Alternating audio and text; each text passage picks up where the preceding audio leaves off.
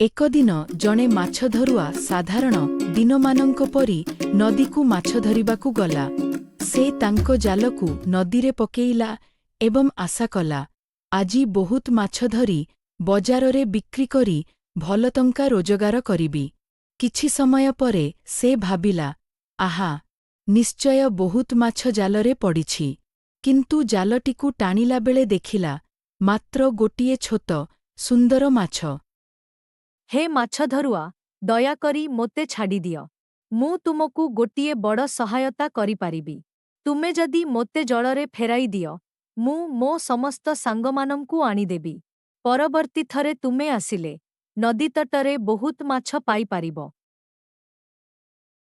एमिति चलक करी सुंदरी नाली माछ तार जीवन रक्षा करिला।